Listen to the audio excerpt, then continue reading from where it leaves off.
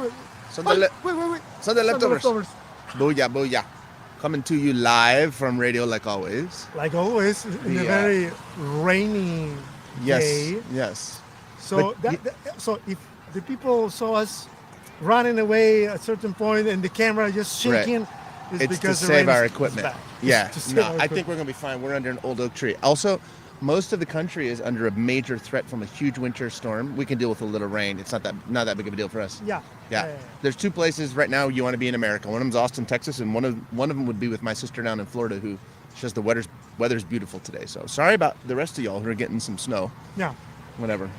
So Sunday leftovers, final one of the year. Yeah, the last one. Yeah, last one. Feels good to have gotten to this point. What a year it's been. We have a big thing coming on Sunday. Jen Hatmaker will be joining us, Wow. which we haven't heard from her in a while. So she will make the wrap up of the... She will wrap up Advent and she will speak about peace. And then we have the Eve service on the Friday, Christmas Eve, and Don Smith's going to handle that. And then, yeah, it's the end of the year. That's awesome.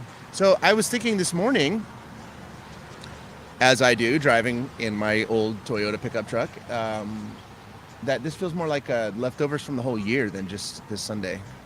Maybe that's how Advent is. That's It's fair. It's fair. Yeah. It's a good approach to Yeah. this last one. Yeah. So what do you have So left in yeah. your brain after this whole very interesting, chaotic 2022? Yeah. So much, really. It's been a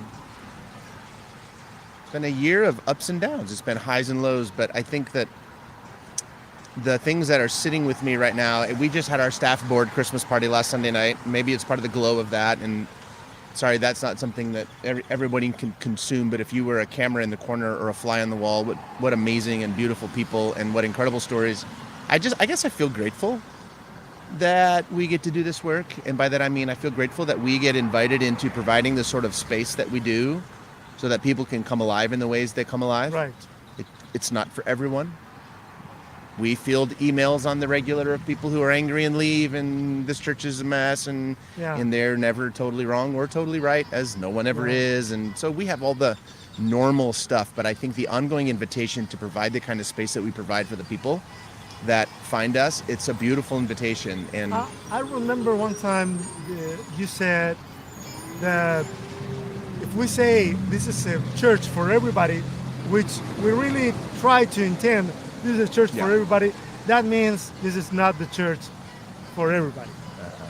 Yeah.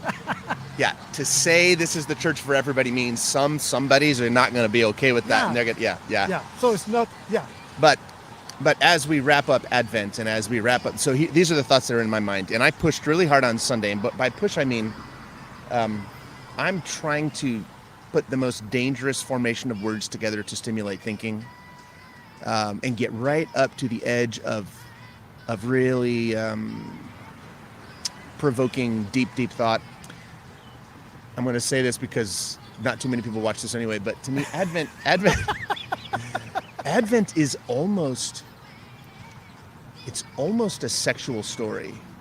There's something about Mary offering herself as the place in which to incubate this new world, this new promise. Mm-hmm. There's the centrality of being the womb of the Almighty. I tried to say that as delicately as I could. For some people, that's like maybe triggering or whatever, but there's a very human invitation in the story of Advent to, and this is to me the point, and this is what's left over, and actually this is what the year is about in some way. There's an invitation to understand that time is the only thing time is the variable. All things in the end will rise, all things in the end reconfigure, all things in the end come back, all things in the end evolve and move to higher planes of consciousness. All people in the end are set free eventually. Listen to the mystics, death is not... all of us will be reconciled. Yeah, all things will be turned back into the fabric of all other things, and so the only thing that we struggle with is time. If you micro-measure this moment, there may be no joy in this moment for you, but hang on, there will be, right? That's the gospel that I'm finding. And I feel like this year has been a story, an extravagant story in that principle. So it's weird to be sitting in Advent thinking of how we're the Easter people, but what we mean by being the Easter people, which will come at Lent in the new year. But what that means for us is that we're the people who understand that life follows death. Simple as that. We understand that when things fall, they rise. We understand that when we lose, we learn, and then we relaunch into a new approach. We understand that it's not the exception, but it's the rule of the world. It's the rule of how things function. It's the rule of the cosmos. Jesus didn't defeat death in the sense that he died and rose again, and now death has no sting. We will all still die. What he did was he showed us that death is a doorway through, right? Right. It's not the end. It's not the end. It never was the end. And we may have known this. We should have known this by just being better observers of the world around us. But it turns out we're not great observers of the world around us. I mean, sometimes that ability to observe the world and make some conclusions has been very muffled by the religious story, The narrative. The narrative. So this is the things that you need to think and believe. That's all. So stop observing the world. Right. Is already explained. Right. And that just feels more and more and more absurd by the day to me. Yes. It just feels absurd. So it feels ridiculous. It does feel ridiculous. It doesn't even feel logical. So I'm still thinking about Thanksgiving break and my sister being in town and all of the things. And she and I were talking about because she's gone on to do multiple degrees as have I. And we broke out of a tiny little Christian circle that taught us to be anti-intellectual, taught us to not go learn, not read, not go find out, not get degrees, not do the things.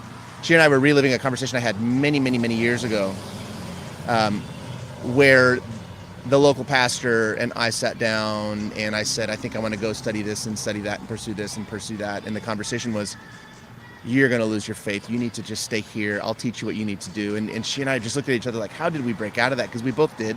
How did we break out of that? It's such a funny, and I can only talk about those stories with my sister, to be honest, because she's the only one who's been around that long in my life. But somehow the more I learn, the more I see that this is just the most logical way to look at the world.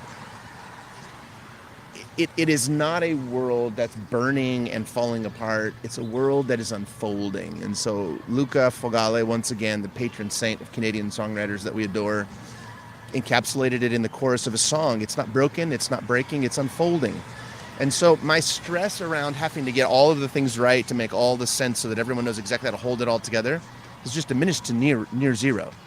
The reality is it's observable. We're sitting under a tree that knows exactly what time of the year to drop acorns because it understands that part of its process will be to let the acorn die. We could probably pick one up right now. Let the acorn die, and if it dies in the right conditions, a new tree will emerge. And but the question is time. And so from the pastoral angle, when you're working with people who grab you by the throat and they say, I don't know if I can hang on any longer, what they're saying is not that God is unfaithful or this doesn't work. What they're saying is, I don't know if I can do the time it takes to incubate the promise and bring it all the way to term, right? Bringing that promise to term is the hard part. It's the variable in the equation. It's the part that we struggle with because we can only micro-read the moment. Part of our evolution has made us hypersensitive to what's in front of us and has somehow demurred what I would call sequoia time or stone time or long time. We forget that. And all we can see is that in this moment, I feel hopeless. I feel no joy. And I empathize with anyone in that struggle. At the same time, I want to remind us all, give it time. Give it time.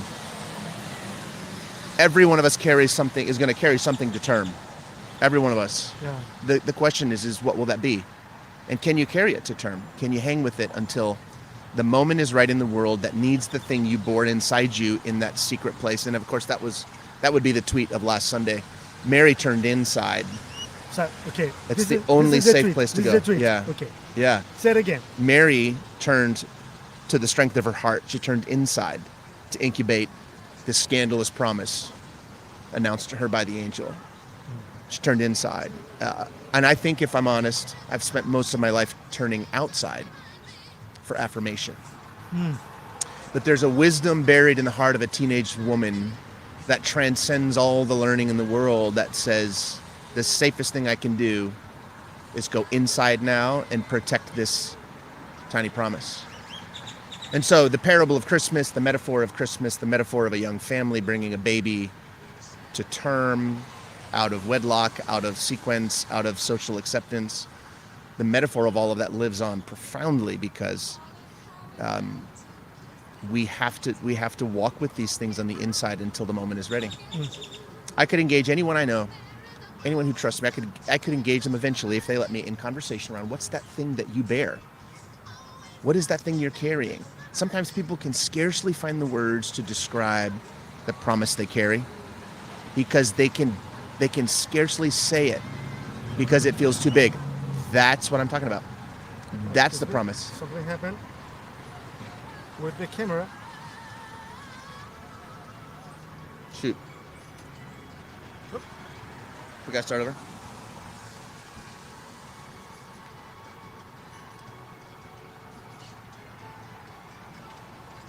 What happened?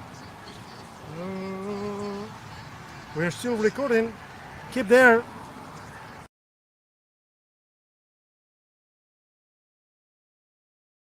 Okay, just something weird.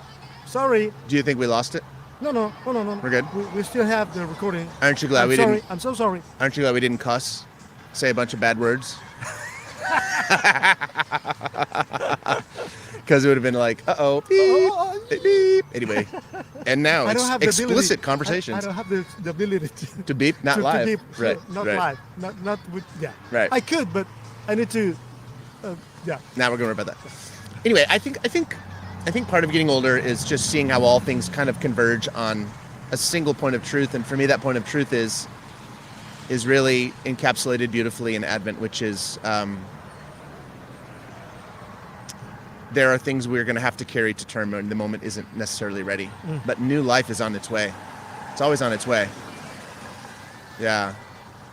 So I think it's an invitation. It's an invitation to look at the moments of our lives and say, as overwhelming as it feels, something's coming behind this. Right. As tough as the news may be, whatever the news is, whatever the setback is, whatever the breakdown or break up or whatever the thing is, you can trust that something good will come of it. And so pastorally, what I was trying to say is pastorally, I empathize with people who are stuck in moments that they feel are overwhelming. But the particular kind of hollowing out that they need for the next thing is being perfectly delivered on time by the struggle of this moment. There can't be that until there's this. There's no way there until we go through here. And the only way to make room for the that of the there is to be here in this. And I can't find an exception to that rule. So, what a beautiful year of learning. What a beautiful year of reflection as we look back and with just grateful hearts. We've come back from COVID. No one knew if any of this was coming back, and we're here.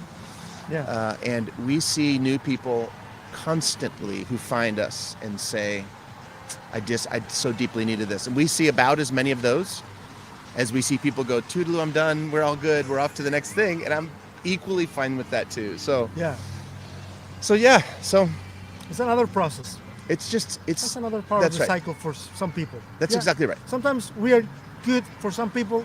For a season. Just for a season. And I would say the same principle applies to them. Their next moment somehow was prepared for by this moment. And if we shared this moment that prepared them for that moment, perfect. And sometimes it's just a see you later. Sometimes it's like that. I mean, not always is No. I see you in hell. Right. So, a lot of times it's just see you later. Actually, in Texas, if you still live in the area, it's basically I'll see you at HEB. Because eventually. Yeah, don't let relationships fall apart because you will see them in HEB. Oh, what a life. But it's been a great year. I'm very much looking forward to hearing from Jen on Sunday, and I'm definitely looking forward to hearing from Dawn on Eve, and we'll gather around. That will be something interesting. You talk about, all right, Don doesn't listen to these, and if he does, cover your ears, Don. You talk about something incubating for a long time. Don knows how to carry the promise of something new and fresh for decades. He's as old as Methuselah. Actually, I think Methuselah was in his Sunday school class. No, I'm just joking. Don has been around a minute, and so there's something about those long-term incubated things. You know what it feels like? It feels like the record that your favorite band waited 5 years to record. Right. It feels like the book that took a lifetime to prepare for. This is what I mean when I say let's invite ourselves again to understand time as the variable in the unfolding. You do not want to rush the next thing. What you want to do is you want to be fully present for Oh my each goodness, moment. that's so hard. Isn't it? Because we Isn't it? like to rush. We are in love of the lo Yes. inmediato, The immediate. the immediate. Yes. Something instant. That's right. We like that. Go ahead, take a brisket to your grill, throw it on some heat for 5 minutes and try to eat that nonsense. Nothing good comes quick, friends. The secret to Texas is understanding how to cook a brisket, and the secret to brisket is it's terrible meat, so it takes all day to cook. There's the brisket wisdom. Brisket wisdom. That's We right. could make an entire series talking about the brisket wisdom. It's got to be slow. It takes time. There are no things, zero things, that are compelling to me at 50 that came quickly. Yeah, Nothing. that's right. So, beautiful time to be with family, beautiful time Beautiful. to circle back and reflect on what a great year it has been for us as a community, as a church, as a ministry, as a staff, as a board. Beautiful things ahead. We are exactly where we need to be. I feel that. We need to embrace that. And I'm ready to embrace it too. And the alternative would be to not embrace it and still have to go through the process. So we might as well. We might as well. That's worth it. I mean, if you're on a roller coaster, friends, you can hang on all you want. You're not controlling it. Just throw your hands up and just let it take you. And maybe that's the story of 2022. Just take life as it comes. It can be trusted. So Yeah. this moment leads to that, and there's no there until there's a here. So let's be here. And that's what's in my heart. So that's what I'm focusing on with my children over the holidays. My parents are going to come down, and we're going to cook those recipes that remind us of all that process and all going to that be stuff. fun. It's going to be fantastic. So all the best to you all, and thanks for being with us. Yeah, the last on the leftovers. All right, boom.